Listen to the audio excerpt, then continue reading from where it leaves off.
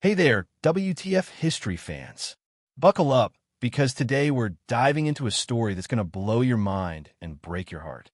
It's June 13th, 1782, in Glarus, a little Swiss town tucked between mountains so steep they feel like they're holding the secrets of the world.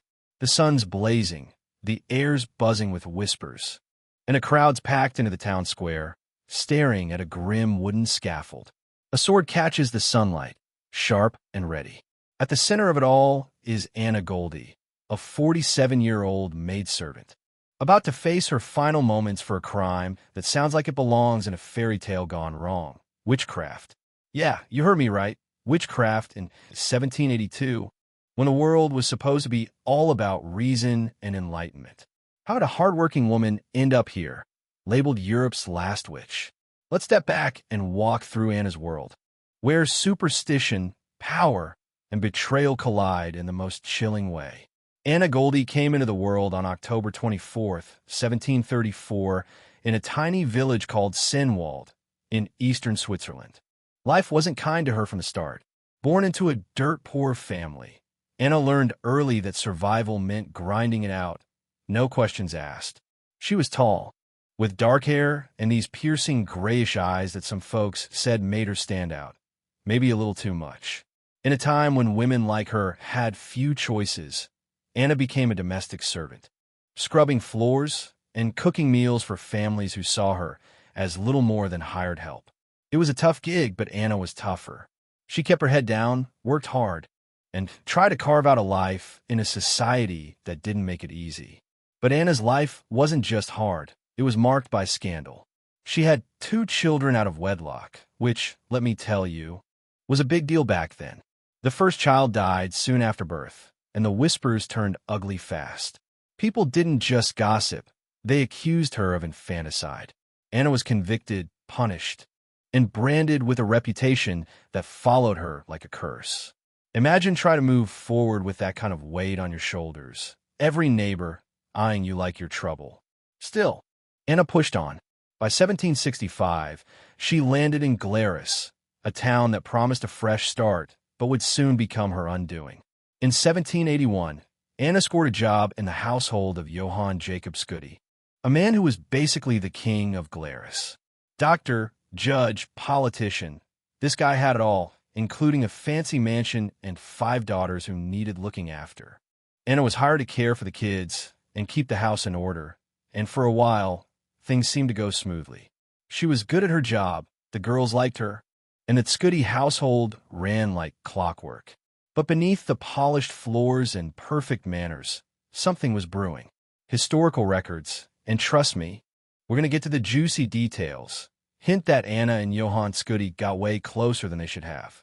We're talking an affair forbidden not just because Johann was married, but because Anna was a servant, and crossing that social line was like playing with fire. Now, picture this. Anna's in her 40s, working for one of the most powerful men in town. And maybe she's caught in something she didn't fully choose. Maybe it was a spark of affection, or maybe it was something darker, something coerced. Either way, it's a dangerous spot to be in. And in October 1781, that danger exploded. One of Scudi's daughters, 8-year-old Anna Migulai, started clutching her stomach, writhing in pain. Her mother, frantic, checked what the girl had eaten and found something straight out of a horror story. Needles in her milk. Not 1 or 2, but dozens. Over the next few days, the girl was vomiting needles, her tiny body somehow producing these sharp, impossible objects. The Scudis were losing their minds. How was this happening? And then, like a thunderbolt, Johann Scudi turned on Anna, accusing her of using witchcraft to curse his daughter's milk. Anna knew she was in trouble. Big trouble. Witchcraft in 1782? That's like accusing someone of hacking your Wi-Fi in the Middle Ages. This was the Enlightenment, for crying out loud, when people were supposed to be all about science and reason. But Scudi wasn't messing around. He claimed Anna had supernatural powers, that she made a pact with the devil himself. Anna didn't stick around to argue. She fled Glarus, hoping to vanish into the neighboring cantons.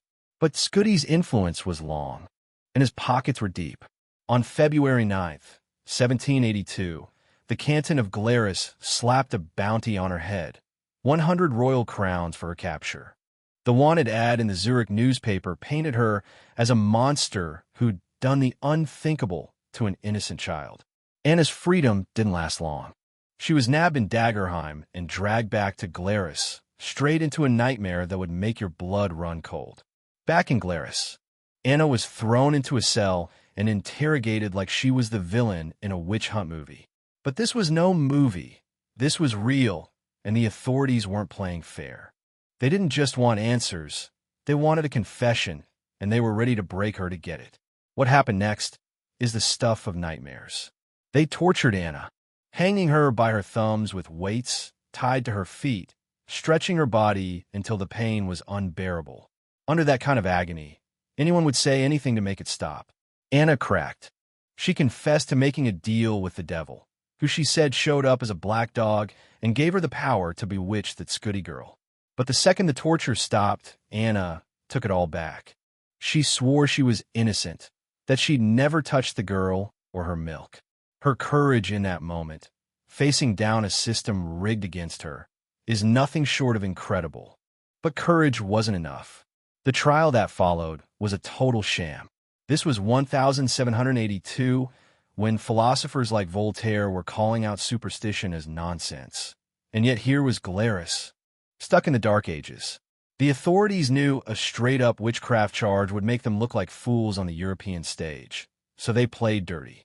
They charged Anna with poisoning instead, dodging the witchcraft label but keeping the same flimsy accusations. The court was packed with men from Scuddy's social class, and Anna? She had no lawyer, no real defense. Just her own voice against a tidal wave of power. Witnesses were brought in, including little Anna Migulai, who said Anna gave her sweets and told her to keep quiet. The girl's health was even getting better, which the court somehow spun as proof that Anna's magic was weakening. It's the kind of logic that makes you want to scream. Anna fought as hard as she could, but the deck was stacked. On June 13, 1782, the verdict came down like a hammer, death by beheading. No appeal, no mercy. The court stuck to the poisoning charge in the official records, but everyone knew what this was really about. Anna was led to the scaffold in Glarus Town Square, her steps steady despite the weight of the moment. Some say she shouted her innocence to the crowd. Others say she stayed silent, her dignity louder than any words. The executioner, cloaked in black, raised his sword. One swift strike, and Anna Goldie's life was over. The crowd held its breath, and Europe's last witch was gone, but her story was far from finished. The aftermath of Anna's execution was like a bomb going off. Newspapers in Switzerland and Germany didn't hold back, slamming the trial as barbaric, a throwback to the witch hunts of centuries past. People were shocked that in 1782, when Europe was supposed to be enlightened, a woman could be killed for something as absurd as witchcraft. The scandal put Glarus on blast, and the authorities scrambled to save face, destroying trial records to cover their tracks. But the truth has a way of sticking around, and Anna's story refused to be buried. For years, people whispered about what really happened, and in 2007, a Swiss journalist named Walter Hauser cracked the case wide open with research that changes everything we thought we knew. Hauser's findings point to a plot so twisted it could be a thriller novel. He uncovered evidence that Anna and Johann Scuddy were likely involved in an affair. Maybe consensual, maybe not. There's even a chance Scuddy forced himself on her. And when Anna threatened to spill the truth, he panicked. In 18th century Switzerland, a confessed adulterer couldn't hold political office. And Scuddy had a lot to lose. His career, his reputation, his power. So what did he do? He turned Anna into a scapegoat, accusing her of witchcraft to shut her up for good. Those needles in the milk? The girl's mysterious illness?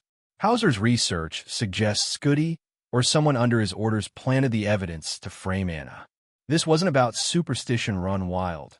It was a cold, calculated move to protect a powerful man at the expense of a vulnerable woman. Think about what that means. Anna wasn't just a victim of a backward town's beliefs. She was a target in a game of power and control. Women like her, especially those who didn't fit the mold, were always at risk. Her past, with the out-of-wedlock kids and the infanticide charge, made her an easy mark.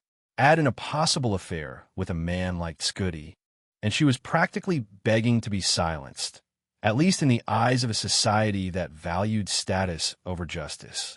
Anna's story shows how accusations like witchcraft weren't just about fear of the supernatural.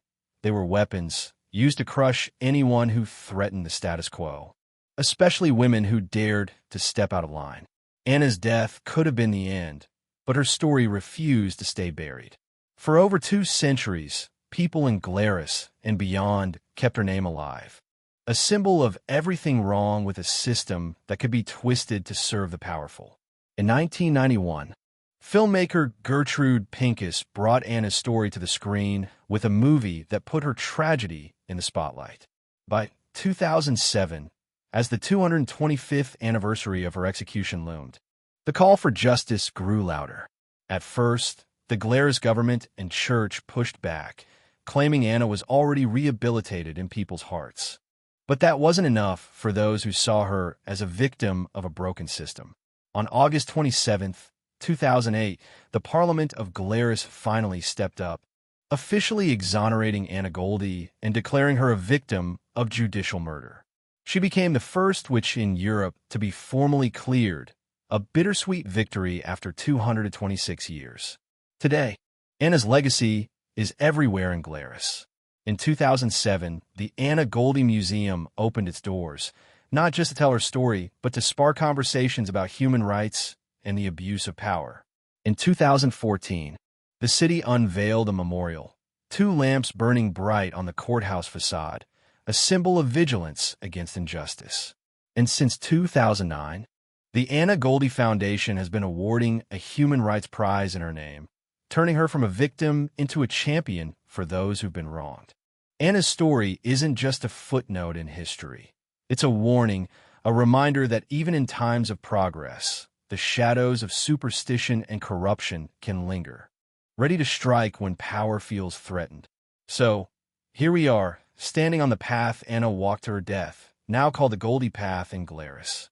It's a haunting reminder of what she went through, but also of what she's become, a symbol of resistance, of fighting back against systems that crush the vulnerable.